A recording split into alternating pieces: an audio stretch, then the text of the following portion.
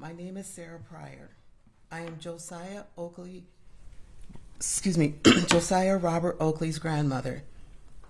Each time I try to write something about my precious Josiah, I start shaking and get sick to my stomach because I can't believe I'm writing an impact statement for my grandson.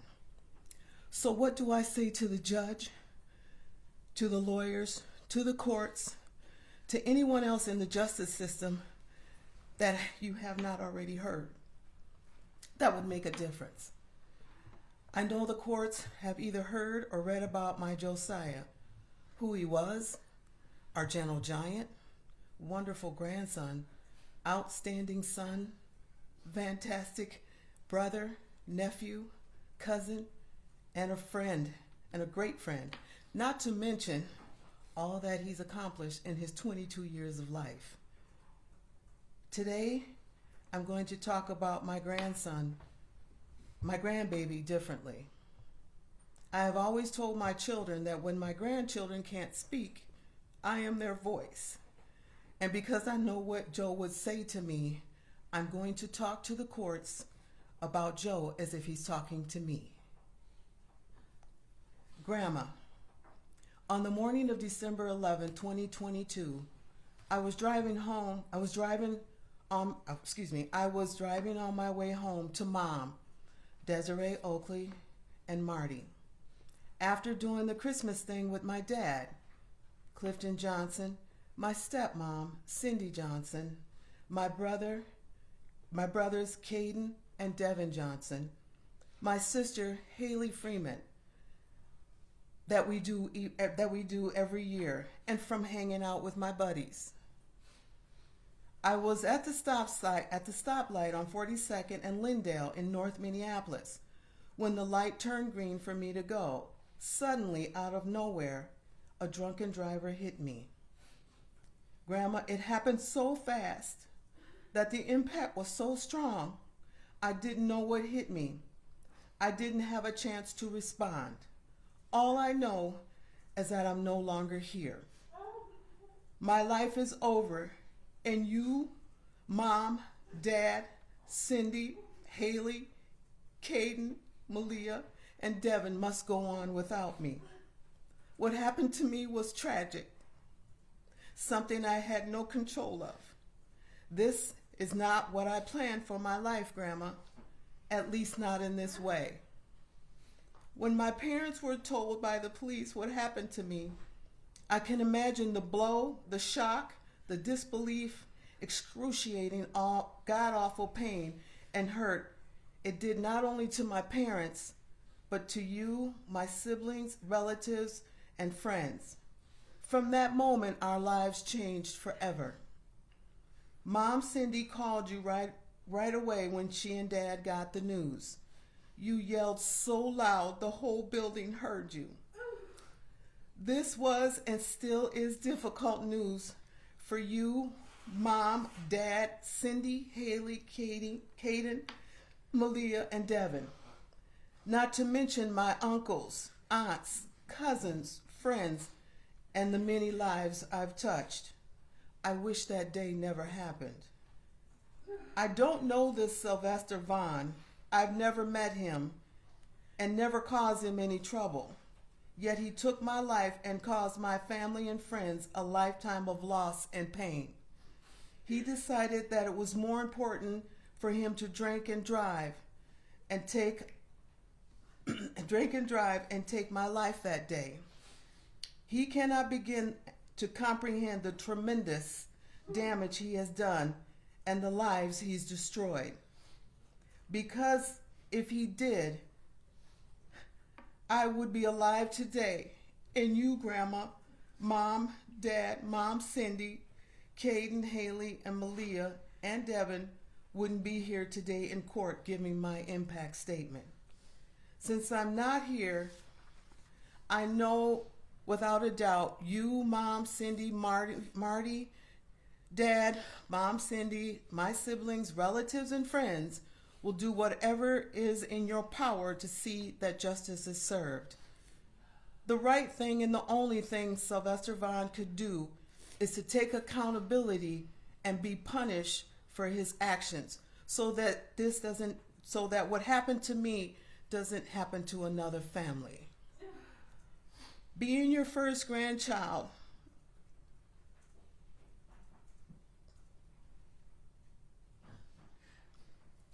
and the first of the next generation, I will not get the opportunity to have my first child/children, to give my mom and dad their first grandchild, or your first great grandchild or children. If given the opportunity, I know they would have loved you like I did. They would have gotten to know the type of grandmother you are and were to me. Grandma, this is so much. Grandma, there is so much I will not get the opportunity to do anymore. I will not get to see and talk to you, my mom and Marty, my dad and Mom Cindy, my siblings, and say, I love you. I will not get to call on Mother's Day or Father's Day or birthdays. Call you and let you know how I'm doing or what I'm doing. I will not get the opportunity to take my sister Haley to Vegas like I promised her on her 21st birthday. I won't get to play video games with my brothers Caden and Devin and beat them. I won't get the opportunity to be with my friends and hang out. Start the new position at UPS. Train the youth how to play chess like me. Beat my friends at Rubik's Cube. Go fishing with my uncles and cousins, among other great opportunities. That has all been taken away from me. This person who has taken my life, he gets to live. He gets the opportunity to talk, and he gets the opportunity to see and talk to his family. Spend time with his family, whereas I cannot. He has the opportunity to do whatever he wants. This is not fair, Grandma. At Thanksgiving dinner 2022, when I walked through the patio door to see the excitement and the love in your eyes when you saw me, you gave me the biggest hug and told me you was happy to see me. You was happy I came.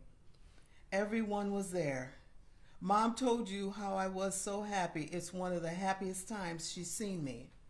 The food was so good, I wouldn't share some of the pie with Mom I had taken home. We talked about the promotion I received at my UPS job, how excited I was and how proud you were of me. We talked about me doing chess training, and in parentheses, one of the things he loved to do for the youth, the toy drive for my job for the kids. He loved children. What my next plans would be, because he always had plans, and so many other things. During the Thanksgiving dinner, we all talked about old times, when I was a baby, when I started walking, how you spoiled me, hanging out with Uncle Sean in Uncle Robbie's room, playing Nintendo games, eating snacks with Auntie Nita and April, and you taking me to the park and how dirty I would get, and you cleaning me up before Mom picked me up, etc. We talked about how happy the family was seeing each other. We laughed, we hugged, we joked, we talked about doing another get-together. I had a blast. Then we said our goodbyes and that we loved each other. Before the Christmas holiday, I asked Dad, what is Grandma doing for Christmas? He said, I don't know, ask Grandma. Because we had a good time at Thanksgiving, I wanted to get together for Christmas. If we couldn't get together at Christmas, we would get together another time. But who would have known I wouldn't get the chance to ask you or even get to see Christmas? Grandma, where do you go Where do you, Mom, Dad, Cindy, my siblings, relatives, and friends go from here? Know that I love you all so much, and I miss you all just as much as you love and miss me. Grandma, please tell Mom, Dad, Mom, Cindy, my siblings, relatives, and my friends that I'm always with them and do their best to be strong. And I put in parentheses, my siblings need them, Josiah strong. And keep fighting to change the law for every family that has been and possibly will be struck by this tragedy by a drunken driver who has taken a life like me. Grandma, thank you for being my voice. I love you, Josiah Strong, Robert Oakley. A message to Sylvester Vaughn. Sylvester Vaughn, I need you to know what you have done will always remain with us for the rest of our lives. It will never go away. Even after you serve whatever sentence you are given, you have given us a lifetime sentence without Josiah. No amount of sentencing, even from your previous charges, will be enough because you chose to make the decision to keep drinking and driving until you took the life of my grandson. You showed no remorse for what you have done. The words, I'm sorry, will not mean a thing because, again, if it did, we would not be here today fighting for the rights of my grandson you took away. When you took a drink of alcohol, you were responsible from that point forward for everything you did. You gave your brain over to another control, and I put in parentheses, not substance, system. Your brain went into the bottle, and the alcohol went into your body. You no longer had a brain. Your brain was gone, which caused the sudden death of our precious Josiah. You can go to any court in the land and you will not be set free. You are responsible for what you did and you should be held accountable. I pray that you find Jesus and ask for forgiveness, that you don't do to another family what you did to Josiah. Too many children and families have been killed because someone decided to take a drink and drive and was not in control. I pray that this court considers that this is not your first DUI and acknowledges the tremendous loss and giving you more time to serve so that you have the time to stew and think about your actions and how the loss of Josiah Robert Oakley, my grandbaby, was impacted and his family and friends. To my Josiah, every day has been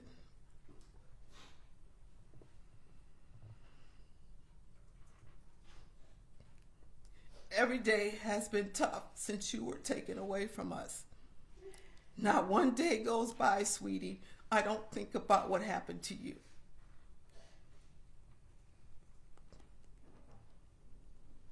I keep a picture of you on my desk so I can look at you every day. I still have the blue roses from your funeral in a flower glass your mom gave me. I water it when the water gets low. Crazy, huh? I cannot seem to let you go. If you ask me, I'm serving a life sentence without you. And how fair is that? I think to myself, it should have been me. I would have traded places so that you could live to go home to mom, to do the Christmas thing you do every year with Dad and Mom Cindy. Start the new position you were excited about. Take your sister to Vegas. Play the games with your brothers. Have the family gatherings. Go fishing with your family members. Hang out with your buddies. And all the other things you plan to do. I will do what I know you would want me to do. and to keep and to and that is to keep our whole family standing strong for you, and to be there for Mom, Dad, Cindy, and your siblings. Grandma loves you so much, sweetheart, and misses you terribly, Josiah. We love you, Josiah Strong. Grandma Sarah. Can I go? Thank you, Ms. Pryor.